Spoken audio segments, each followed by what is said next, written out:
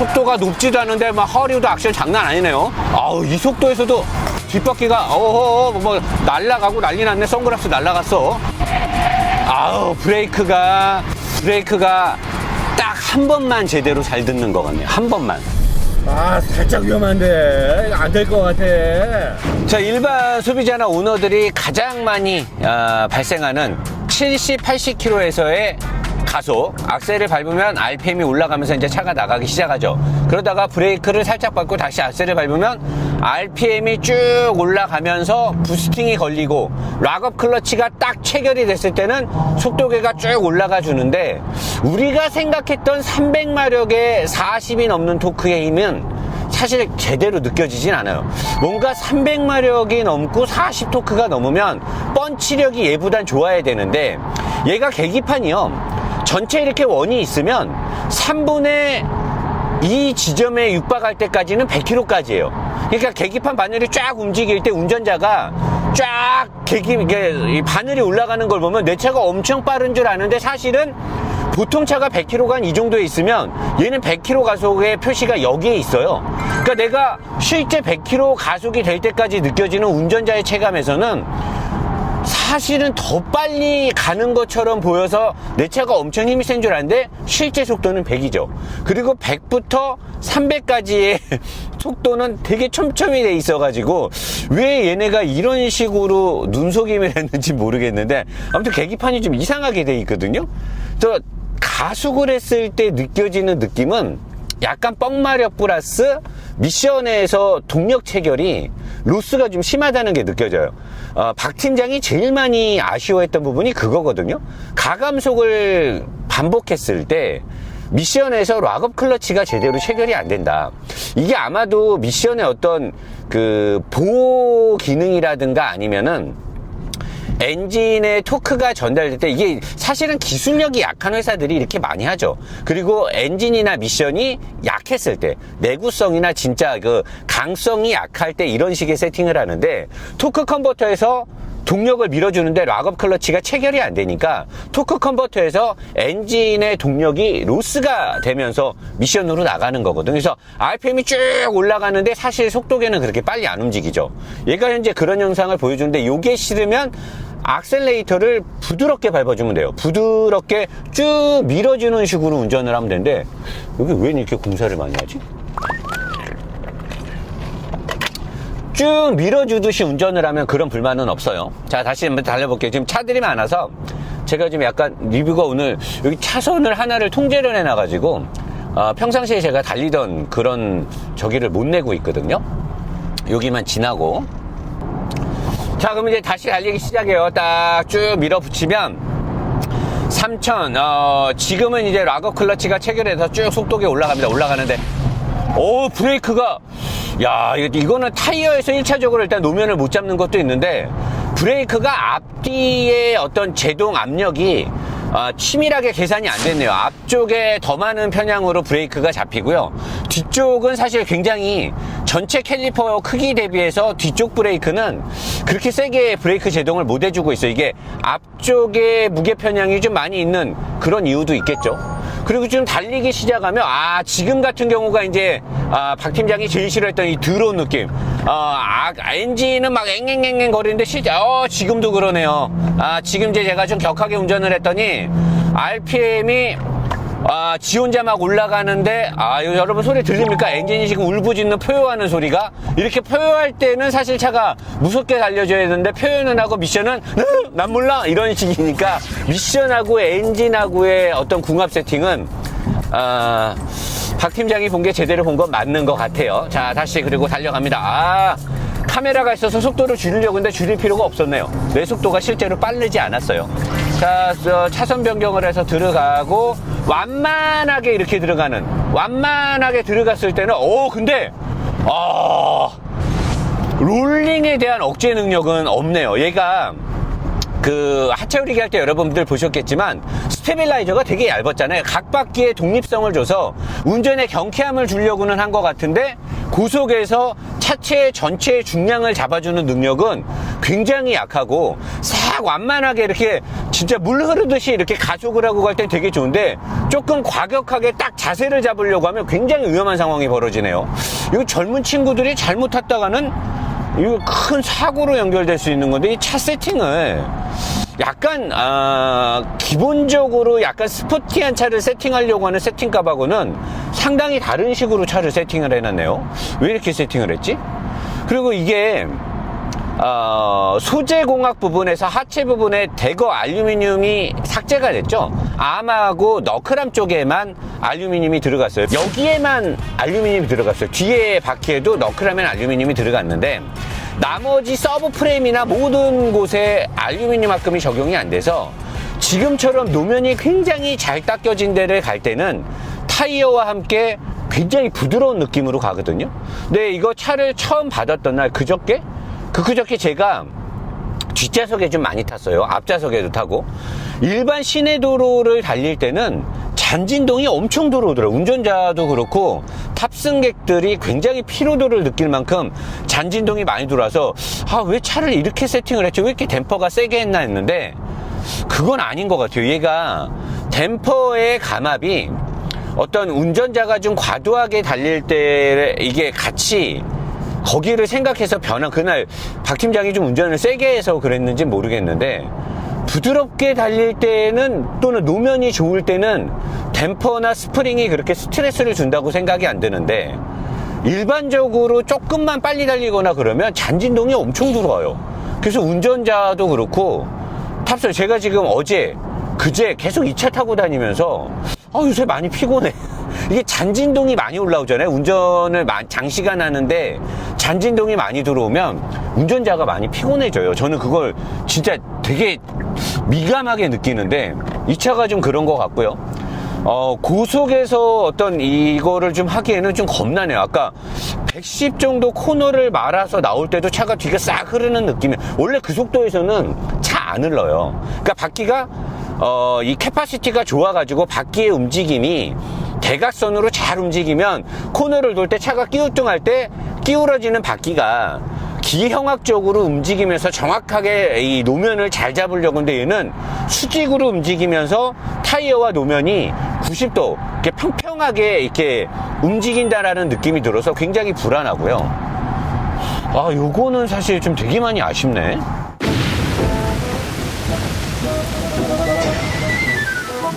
스팅어는 제가 봤을 때 과거에 제가 스팅어가 처음 나왔을 때도 디젤이나 3.3 리뷰를 할 때도 아우디 같은 필이 난다. 사륜의 느낌이 되게 부드럽다. 그리고 직발에서 쏠 때는 되게 기분 좋다라고 말했던 게 문득 기억이 나는데 그게 지금으로부터 한 4, 5년 전인 것 같은데 지금도 마찬가지예요. 이 차는 직발에서 부드럽게 탔을 때는 더없이 좋은데 과격한 운동을 하기에는 안 맞죠. 과거에 3년 전, 4년 전에 지금보다 많이 부족했던 노사장이 리뷰했던 게 증명이 되는 거예요. 그 당시에 제가 그랬어요. 과격한 움직임과 운전의 재미는 G70이 갖고 있고 직발이나 부드럽게 안정감 있게 나가는 건 스팅어가 좋다라고 4년 전인가 5년 전에 제가 얘기를 했는데 그 말은 지금도 변함이 없습니다. 이 차는 부드럽고 직발을 쏠 때 기가 막히게 세팅이 돼 있어요. 그도 그럴 게 휠베이스가 길잖아요. 휠베이스가 긴 차들이 직발에서 유리하거든요. G70이 얘보다 휠베이스가 짧죠. 그렇기 때문에 제로백이라든가 운동 성능에서는 얘보다 훨씬 유리하겠죠. 맞네요. 지금 이 스팅어도 그래요. 그리고 얘가 고속에서 좀 다닐 때 잔진동이 특히 더 많이 들어오는 건 뒤쪽에 하부 쪽이 흔들림이 좀 더 있는데 그건 뒷바퀴 서스펜션의 어떤 지오메트리 특성, 캐퍼시티가 약한 뒷바퀴의 능력치가 별로 좋지 않고 전반적인 주행 세팅 값이 높지 않기 때문에 그래서 뒤에서의 어떤 흔들림이 더 증폭돼서 고속으로 달릴 때 운전자는 재밌고 잡음이 많이 안 들어오니까 좋다라고 느낄 수 있겠지만 탑승객들은 굉장히 스트레스 불쾌지수가 높아질 수 있겠죠. 어젯밤에 고속 섹션으로 달리기를 잘한 것 같아요. 오늘 생각보다 도로에 차들이 많네요. 앞서가는 노사장, 준비가 철저한 노사장이죠. 스티어링의 렉타임 이 모터는 세팅이 잘 돼 있네요. 스티어링 느낌은 되게 뻑뻑하고요. 부드러우면서 단단한 느낌을 주고요. 이 스티어링의 전체적인 느낌이 되게 좋아요. 핸들, 이 스티어링 휠을 잡았을 때 손을 타고 느껴지는 느낌도 되게 좋고요. 앞바퀴 쪽에는 스티어링 암이나 그 다음에 스러스트 암 자체가 알루미늄 합금으로 되어 있기 때문에 스티어링 휠을 타고 잔진동이 들어오는 거는 뒷바퀴보다는 훨씬 덜합니다. 그만큼 알루미늄 합금의 소재 공학이 얼마만큼 중요하다라는 게 또 증명이 되는 거죠. 그리고 너클암에 꽂혀 있는 피봇의 형상, 그 다음에 타이로드, 그러니까 스티어링 암과 스러스트 암과 타이로드가 꽂혀 있는 게 다 90도 수평으로 꺾여 있기 때문에 핸들을 틀었을 때 바퀴가 움직이는 게 굉장히 부드럽게 움직이죠. 이렇게 똑바로 움직이니까 굉장히 부드러워요. 아우디스럽게 움직이죠. 하지만 이런 차는 노면을 파고드는 입체적인 움직임이 없기 때문에 운전자한테 스포티한 느낌이나 노면을 꽉 붙들고 코너를 돌지 못해요. 그래서 더 불안불안한 느낌이 나고, 뒷바퀴의 서스펜션 형상도 제가 하체 오리기에서 얘기한 것처럼 거의 90도로 움직이게끔 모든 암들의 위치가 비슷하게 세팅이 돼 있기 때문에 이렇게 하면 차를 세팅하는 게 되게 쉬워요.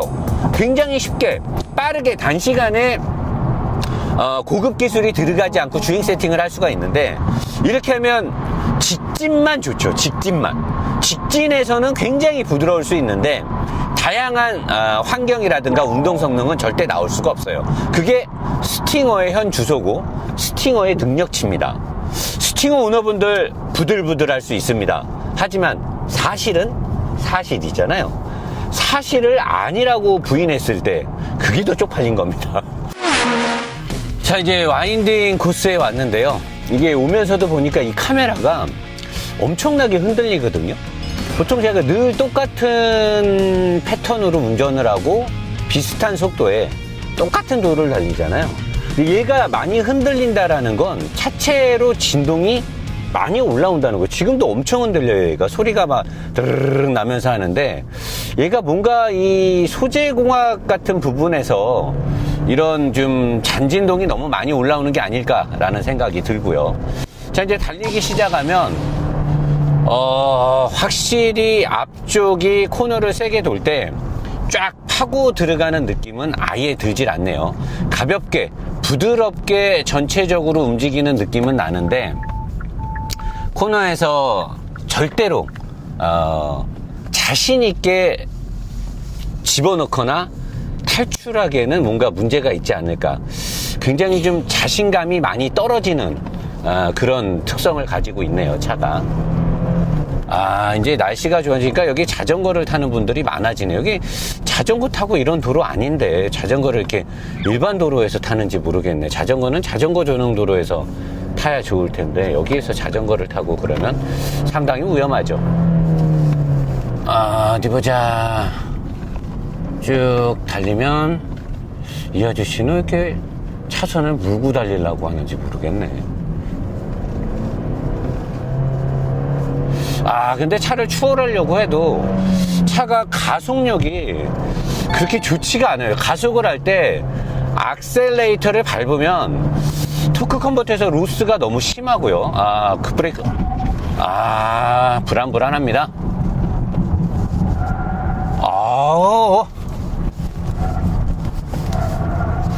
그래도 좀 버텨주려고는 하네요, 차가. 그래도 어느 정도는 살짝 버티는데 속도가 80이에요. 제가 보통 다른 차들을 할 땐 여기서 속도가 더 높겠죠. 80 정도의 속도는 상당히 아쉽지 않느냐. 브레이크가 너무 앞바퀴 쪽에 의존도가 너무 세고요. 브레이크는. 자, 다시 코너를 한번 말아 돌면 근데 출렁출렁 엔진은 계속해서 높게 가고 있고요. 브레이크를 밟으면 이 속도에서도 뒷바퀴가 날아가고 난리 났네. 선글라스 날아갔어. 뒷바퀴가 많이 불안해요. 타이어가 전체가 요거 버텨주듯 하는데 그래도 상당히 불안하네요. 이제 열받았어. 브레이크 안 들어. 속도가 낮은데도 너무 불안한데? 이거 안 되겠어요. 속도가 높지도 않은데 막 허리우드 액션 장난 아니네요.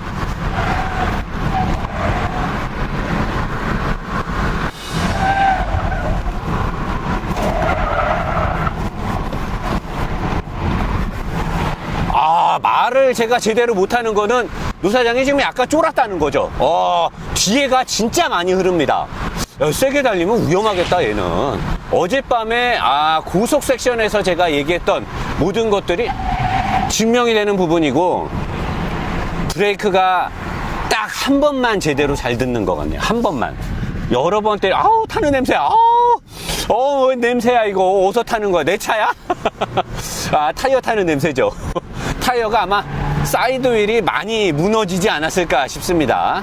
아무래도 고성능 타이어가 아니다 보니까 타이어도 한 몫을 하는 것 같기는 한데, 어쨌든 뒷바퀴의 캐퍼시티가 굉장히 낮음은 분명히 증명이 됐습니다. 점프 후에 착지는 괜찮네. 휠베이스가 길어서 그런지.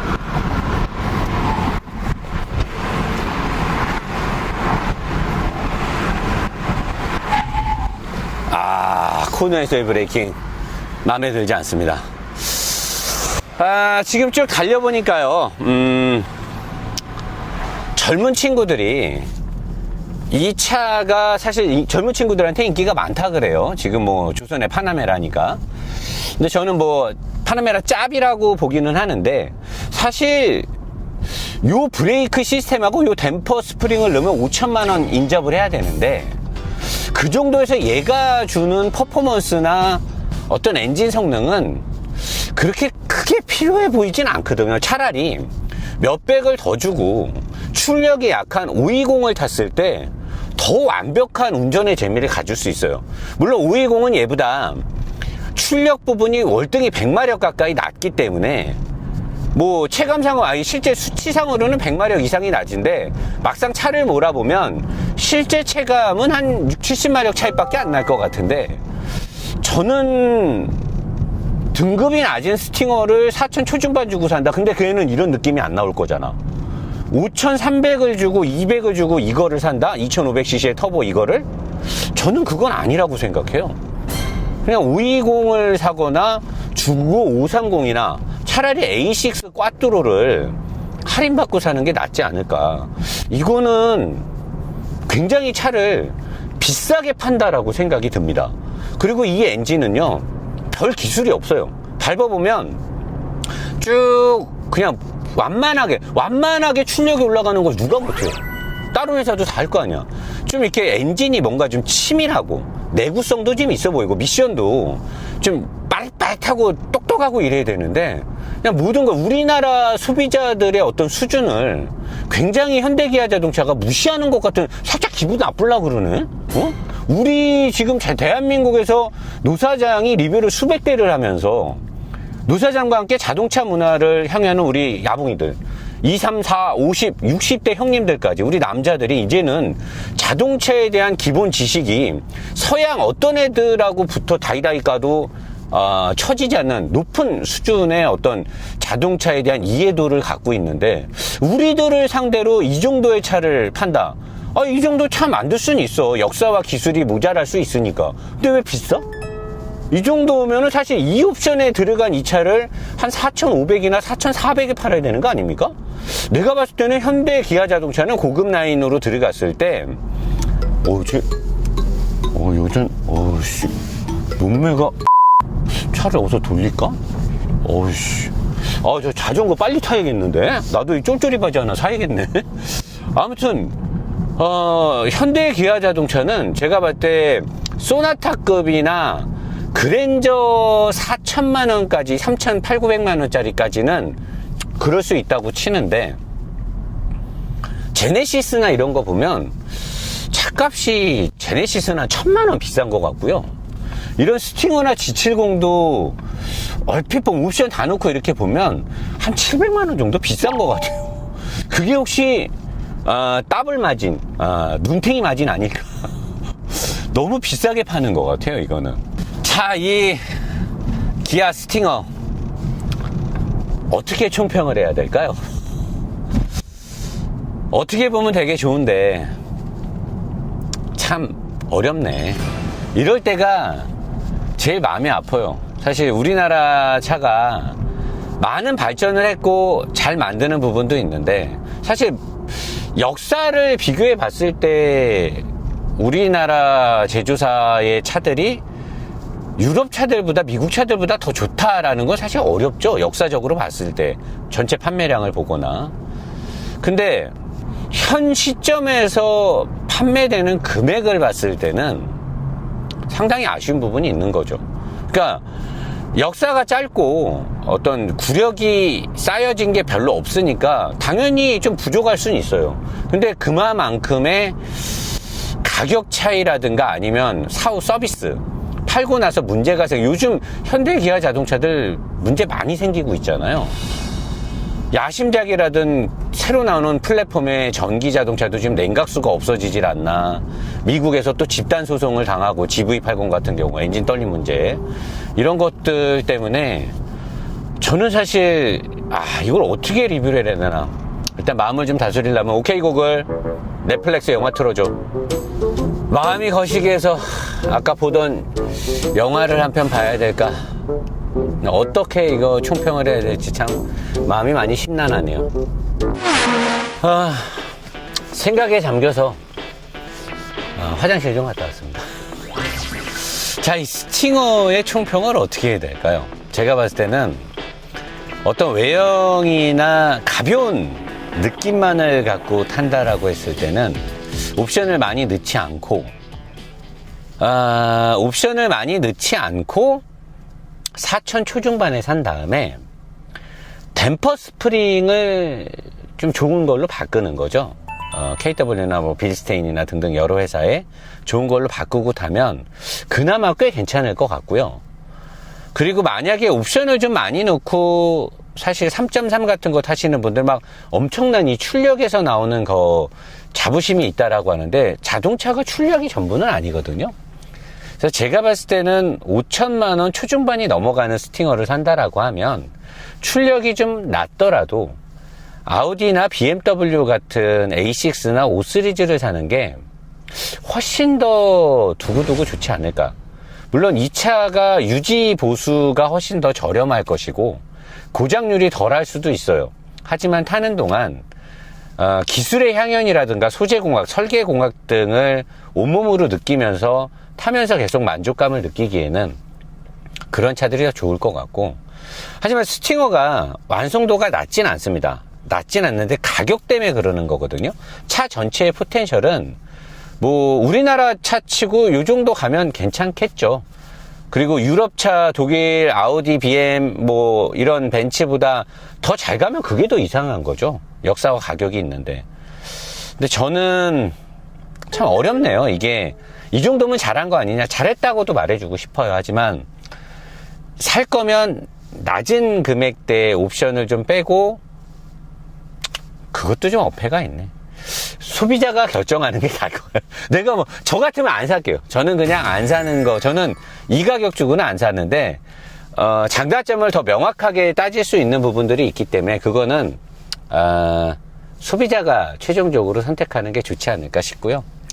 저는 아무튼 뭐 5천만 원대면 무조건 BMW나 아우디로 가는 게 맞다라고 생각하는 사람입니다. 기아 스팅어 리뷰 이걸로 마치고요. 다음 주에는 가족이 함께 타고 가족을 위한 머리 아픈 차종 선택을 하시는 가장들을 위해서 시에나 하이브리드 리뷰를 진행하도록 하겠습니다. 저희 노보스 인더스트리가 이렇게 과감하게 있는 그대로의 리뷰를 할 수 있는 건 저희의 자생력이죠. 여러분들께서 저희 영상 많이 봐주시고 댓글도 많이 달아주셔서 너무 감사하고요.